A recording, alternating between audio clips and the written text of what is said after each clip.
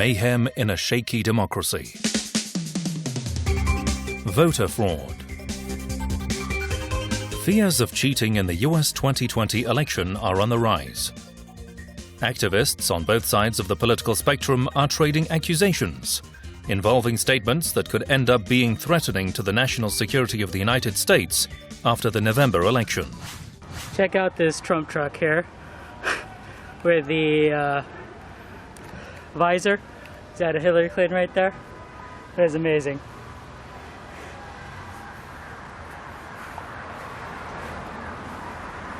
Got enough? Vote for Republican? Look at this. Would you ride this?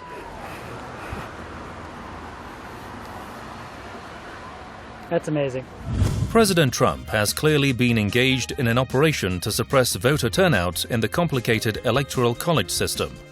On the other hand, he's projecting to his supporters that if he does not end up as the winner, it's proof that Democrats have cheated in the races. That idea, however, is also being put forth by liberals such as Kamala Harris, the vice presidential nominee, who is already pointing the finger at Russia if Joe Biden fails to secure enough support within the nation. I am clear that Russia interfered in the election of President of the United States in 2016. I serve on the Senate Intelligence Committee. We have published detailed reports about exactly what we believe happened.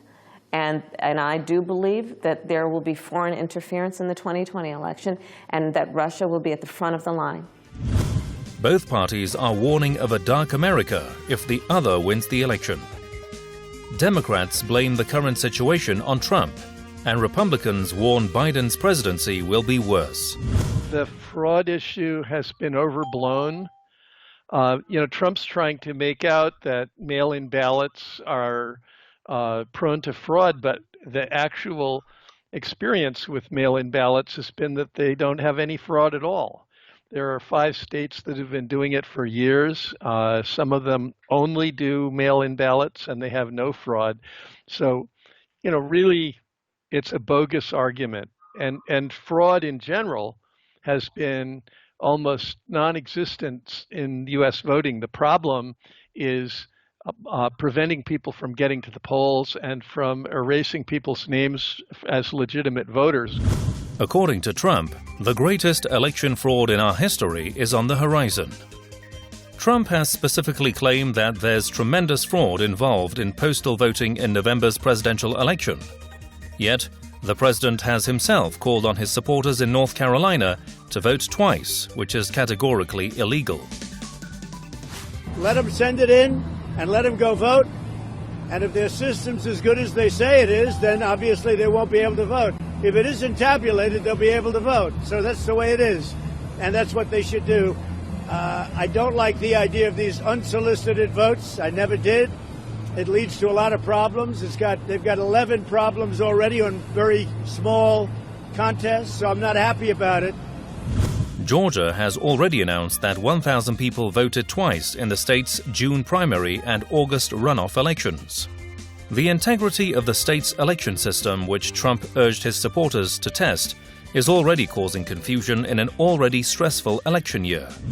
Well, I'm not expecting voter fraud of any kind because there's absolutely no evidence that we have an issue in this country with voter fraud. That is an idea that has been whipped up by the Republicans and by Trump's supporters. Historically, Republicans have always tried to reduce the turnout for the vote because that favors them, a low turnout. There are not nearly as many Republicans as there are Democrats registered. And as a result of that, Republicans have developed a habit over the last 20 or 30 years of doing everything they can to suppress the vote. And the worry about voter fraud really ought to be more framed around the issue of what the Republicans do to try to prevent people from voting. Biden tactics. On the Biden camp, passions are high thanks to polls showing his lead against the Republican nominee. While polls do not necessarily represent the reality on the ground, like they failed to in 2016, Biden seems to be leading in key states such as Arizona, Michigan, Wisconsin, and Pennsylvania, although he has lost his lead in the paramountly significant state of Texas. Yeah, Becky, that's right. What we're seeing here is a stabilizing lead for Joe Biden in terms of the horse race. Take a look at the national map. We're looking at 6 battleground states here. We're surveying the likely voters in those states. These are the states that are going to make a difference and the voters who are going to make a difference in those states. Once again, Joe Biden has a lead in all 6 of the battleground states we're surveying. The Democrats' campaign has been lambasting the Trump administration's response to the coronavirus pandemic. On the day that we hit 190,000 dead in the United States because of COVID-19, we just learned from the Washington Post columnist Bob Woodward that the President of the United States has admitted on tape in February he knew about COVID-19, that it passed through the air. He knew how deadly it was. It was much more deadly than the flu. He knew and purposely played it down. Worse, he lied to the American people. Liberals portray the current situation in America as a direct result of Trump's presidency, while taking advantage of protests against racial injustice and police brutality in their own favor. Biden has not been a very, compelling candidate. He's really sort of the default candidate when party leadership basically blocked Sanders from winning the nomination. So he's really not a great candidate. He has not been out campaigning because he's 74 years old, and if he goes out and actually, meets people, he's liable to catch the COVID-19 virus. So, and he's not a compelling speaker. So, he's riding on the popular desire to get rid of Trump. With Trump shockingly winning the 2016 presidential election, Democrats have been putting the best effort to rally up support not just among their own supporters, but also the likely portion of Republican voters weary of Trump's presidency. That's why I'm so proud to call him my friend and honored to join in supporting his candidacy for president. He's a really good man, and he's exactly what this nation needs at this time. Now I'm delighted and honored to introduce a former colleague of mine, the former congressman from Ohio, the former governor of Ohio, John Kasich. America is at a crossroads. Sometimes elections represent a real choice, a choice we make as individuals and as a nation, about which path we want to take when we've come to challenging times. America is at that crossroads today. Democrats have so far hauled in some $150 million more than the GOP camp in August. The figure surpasses the nearly $200 million by Barack Obama in 2008, a one-month record till now. The Liberals' money has made Trump consider funding his own campaign, like the $66 million he claims he spent for his 2016 victory. I don't see the Biden camp using any tactics to undermine Trump's presidency. I think all they have to do is describe to the public what he's actually doing, and that he has put them in a position that it is really easy for them simply to describe the situation as it is, and that undermines his base of support. Well, not his base of support, but it undermines his support with the middle in the United States. Things are pretty messy right now in the United States, and all that the Biden camp has to do is to describe what is going on, and it weakens Trump. Now, that's the electoral side of it. Trump tactics. The Trump camp knows its only chance of coming out on top is to try to undermine the other party's vote, whether through messing with the U.S. Postal Service or the candidacy of Kanye West, which appears to have been engineered to distract the black community's votes against Biden. Moving forward, we will be in rooms where the acoustics will be absolutely incredible because I will be involved with the design.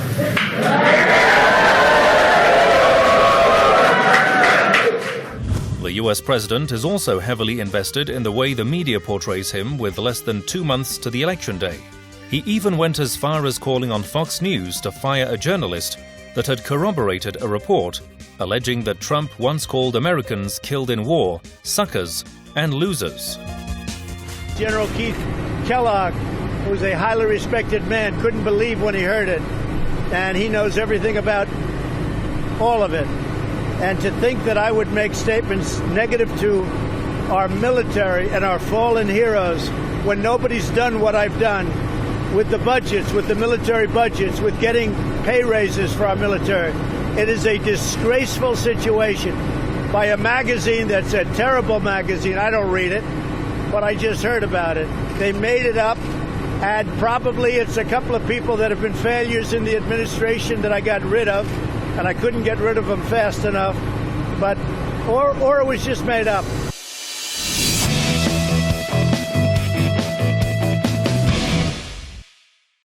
Let's get to the news. The Atlantic published an article last week claiming that President Trump has referred to veterans and fallen soldiers in private on numerous occasions as, quote, losers and suckers. It's a shocking article, but there is good reason to believe it's true. According to a new report, President Trump canceled a 2018 visit to an American veterans cemetery in France because he was afraid his hair would get disheveled in the rain. What? When's it ever been shoveled? Look at this. He always looks like Wile E. Coyote right after the plan backfired. The Trump team's smear campaign against the Democrats is more lively than ever. From highlighting Nancy Pelosi's hair salon scandal to accelerating divide and hate gripping the society in order to energize his base. But will Trump leave the White House if he's not elected?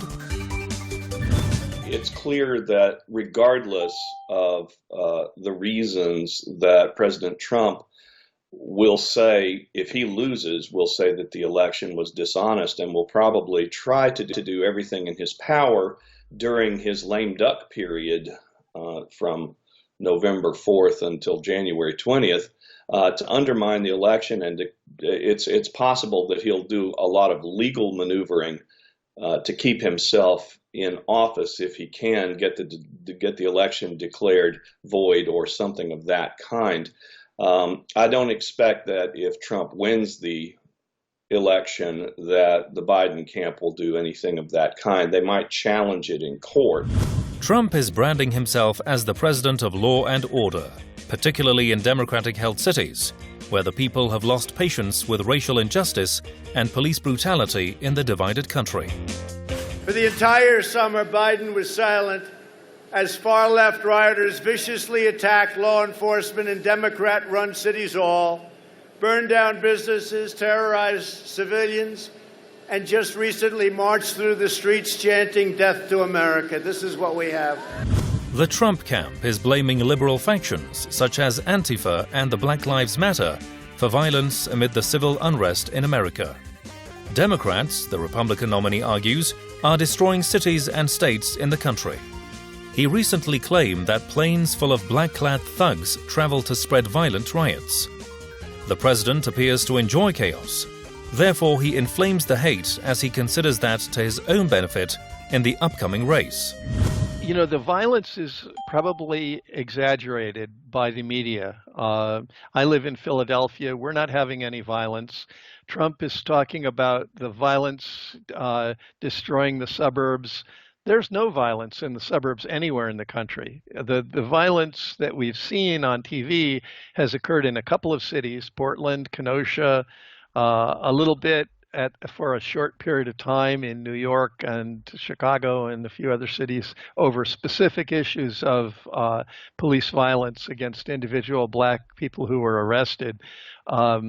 And otherwise, it's not been that violent. I mean, it's nothing like the late 60s when cities all over the country were burning and you had open insurrection in a lot of them from the black populations. That's not happening this year. And one of the other things that's really different is these protests, most of which are peaceful, contrary to news reports and to claims by the Trump administration, are very multiracial in a way that I haven't seen. I'm 71 years old. I've been involved in, protest movements since I was 17. And I never have seen this kind of racial alliance.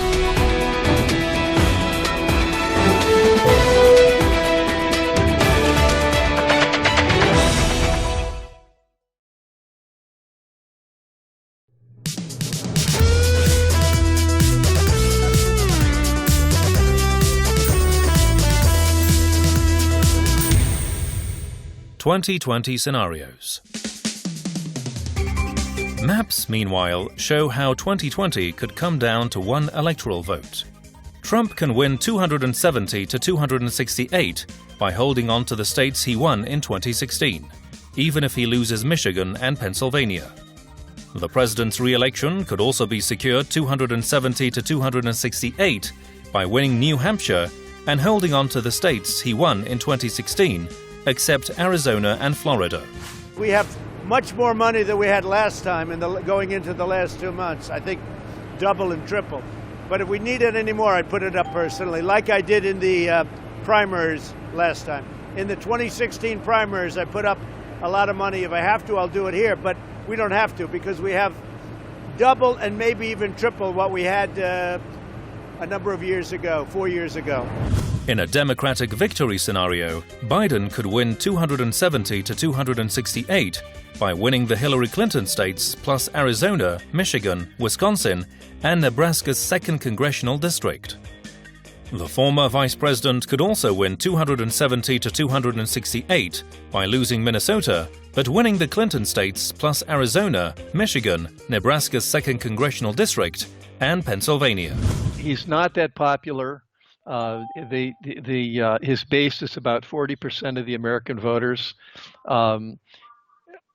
For his advantage is that he's concentrated those voters more in certain states, so he has a higher percentage in certain states. And if he can win those states, because of our crazy Electoral College system where some states count more than others and some voters count less, he could conceivably win by getting that base so riled up. After combining states and national polls with economic indicators to predict a range of outcomes, the Economist model shows that Biden is very likely to beat Trump if credibility of the polls is taken for granted. Biden, the model alleges, could win at least 210 or up to 421 Electoral College votes on November 3rd.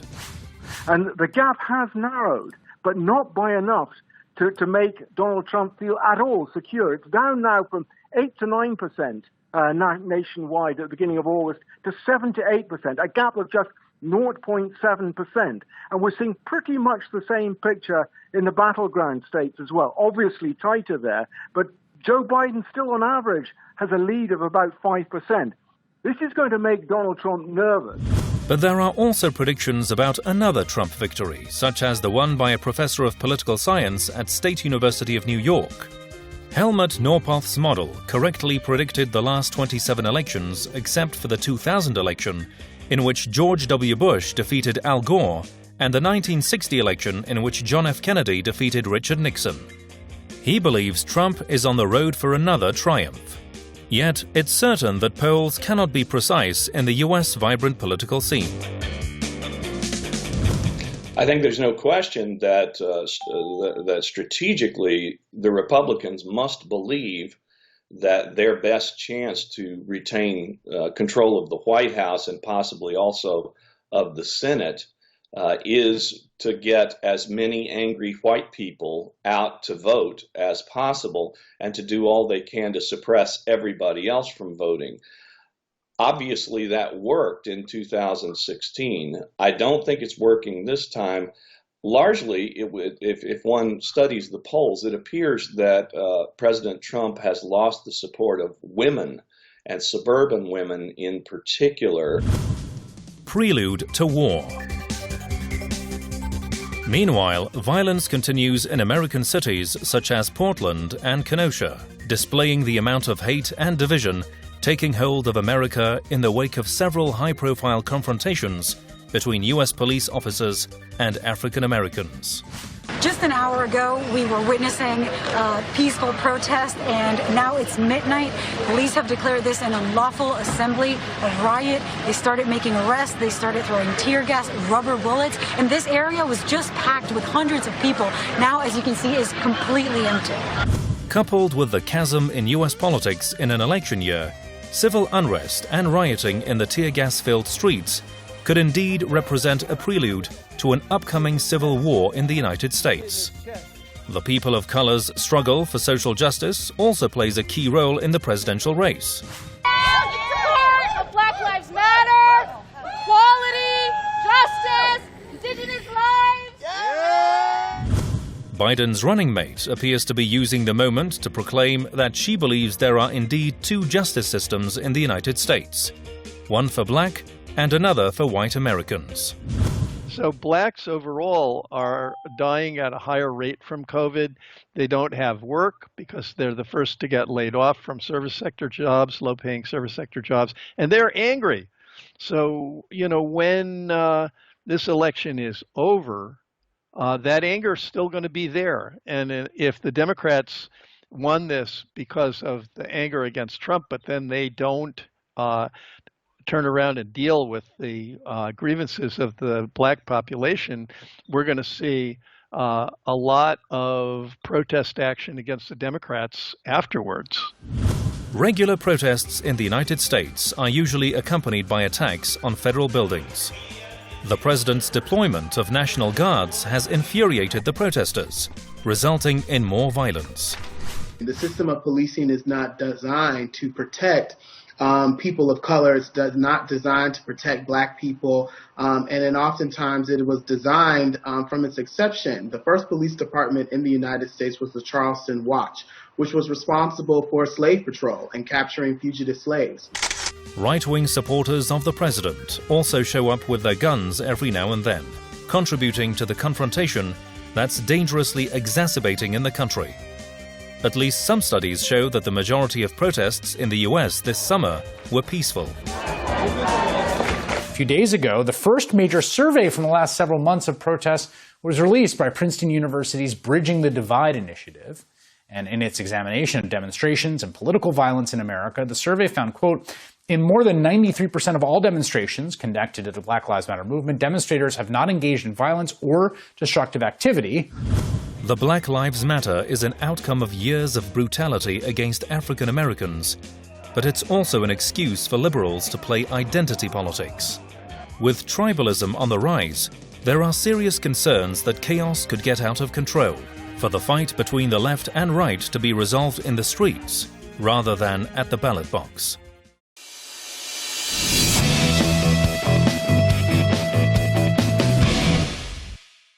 Donald Trump, the first president who's a non-essential worker.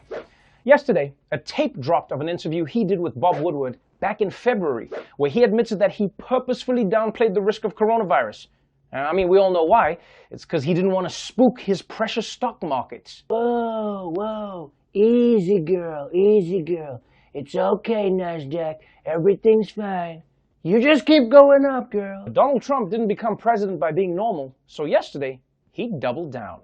Did you mislead the public by saying that you downplayed the coronavirus and that you repeatedly did that in order to reduce panic? Did you mislead the public? Well, I think if you said in order to reduce panic, perhaps that's so. The fact is, I'm a cheerleader for this country. I love our country, and I don't want people to be frightened. I don't want to create panic, as you say, and certainly I'm not going to drive this country or the world into a frenzy. We want to show confidence. We want to show strength. We want to show strength as a nation. You're a cheerleader? No, you're not a cheerleader. You're the coach. When you see that your team is headed for a huge defeat, you come up with some plays, right? You don't just stand on the sidelines waving pom-poms and saying everything's going to be okay.